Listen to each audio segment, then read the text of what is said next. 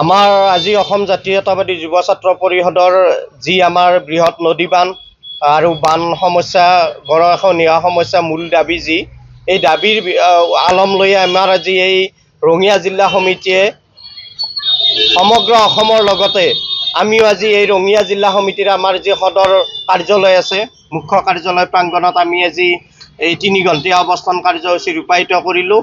গতিকে এই 3 ঘণ্টীয়া কাৰ্যসূচী ৰূপায়িত কৰাৰ মুখ্যতঃ কাৰণ হৈছে আমাৰ যি বান সমস্যাই মানুহক জ্বালা যন্ত্ৰণা খুৱাইছে। গোটেই অসমতে নহয় গোটেই ভাৰতবৰ্ষতে এতিয়া জ্বালা যন্ত্ৰণা খুৱাইছে। গতিকে ইয়াৰ পৰিত্ৰাণৰ উপায় হিচাপে আমাৰ কেন্দ্ৰীয় চৰকাৰে আজিলৈকে এই বান সমস্যাটোক কিয় ৰাষ্ট্ৰীয় সমস্যা ঘোষণা কৰিব পৰা নাই। ইয়াত তেওঁলোকৰ কিবা মইমতালি বা তেওঁলোকৰ কিবা মুনাফা আছে নেকি? য'ত বান সমস্যাক ৰাষ্ট্ৰীয় সমস্যা হিচাপে ঘোষণা কৰিলে তেওঁলোকৰ মুনাফা লাভ নহয় নেকি? য'ত মথাউৰিবিলাক ভঙা থাকে, মানুহে পানীত দিন ৰাতি ককবকাই থাকে, নাৱত উঠি থাকে, কৃত্ৰিম বানপানীৰ সমস্যা, এইবিলাক সমস্যা গৰাখহনীয়া সমস্যা। গতিকে এই সমস্যাৰ লগতে যিবিলাক ছাত্ৰ ছাত্ৰী আজি দুখৰ বিষয়, মানুহে খাবলৈ পিন্ধিবলৈ ভাত নাই, কাপোৰ নাই, আৰু ছাত্ৰ ছাত্ৰীসকলৰ কিতাপ কাগজৰ যি দুৰৱস্থা, পৰীক্ষা দিবলৈ পঢ়িবলৈ কিতাপ কাগজ নাই, ঘৰত এটা লাম লুকটোও নাই।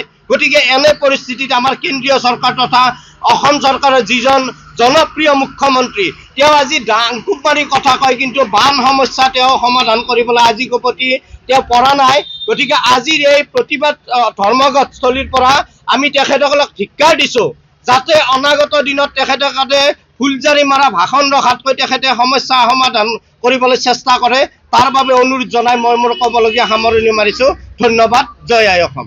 আজি আমি অসম জাতীয়তাবাদী যুৱ ছাত্ৰ পৰিষদে ৰঙিয়া জিলা সমিতিৰ লগতে সমগ্ৰ অসমতে বৃহৎ নদী বান্ধ বন্ধৰ দাবীত আৰু বান গৰাখহনীয়াৰ স্থায়ী সমাধান বিচাৰি পেলাই আমি আজি 3 ঘণ্টীয়া অৱস্থান ধৰ্মঘট পালন কৰিছোঁ। গতিকে আমাৰ দাবীটো হ'ল যে অসমত আমি অসমৰ উন্নয়নৰ বিৰোধী নহয়, গতিকে আমি বিগ ডেমৰ বিৰোধী। অসম চৰকাৰে বা কেন্দ্ৰীয় চৰকাৰে মানে বৃহৎ নদী বান্ধ বন্ধ কৰি পেলাই সৰু সৰু মানে ডেমবিলাক বনাই পেলাইও উন্নয়ন কৰিব পাৰে। গতিকে আমাৰ ইতিমধ্যে আজি কেইদিনমান আগতে আমাৰ যি ৰঙানদী জলবিদ্যুৎ প্ৰকল্পৰ পৰা যি বানপানীৰ সৃষ্টি হ'ল, কৃত্ৰিম বানপানীৰ সৃষ্টি হ'ল, তাৰ কাৰণে আমাৰ অসমৰ বহুকেইখন জিলাৰ পৰা মানে জীৱ জন্তুকে ধৰি মানে জৈৱ বৈচিত্ৰ্য ধ্বংস হৈছে। গতিকে ইয়াত আমি বিৰোধিতা কৰিছোঁ।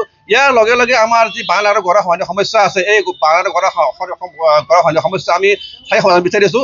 আৰু বান আৰু গৰাখহনীয়াত যিসকল মানুহ ভূমিহীন হৈছে সেইসকল মানুহক ইতিমধ্যে অসম চৰকাৰে বাংলাদেশী বুলি পেলাই তেওঁলোকে ইয়াৰ পৰা বিতৰণ কৰা যি অপচেষ্টা চলি আছে, তাৰ কাৰণে আমি অসম জাতীয়তাবাদী যুৱ ছাত্ৰ পৰিষদে গৰিহণা দিছোঁ। আৰু এই মানুহসকলক অতি শীঘ্ৰে তেওঁলোকক ভূমিৰ পট্টা দিব লাগে আৰু অতি শীঘ্ৰে তেওঁলোকক মানে পুনৰ সংস্থাপন দিব লাগে, এয়া আমাৰ দাবী।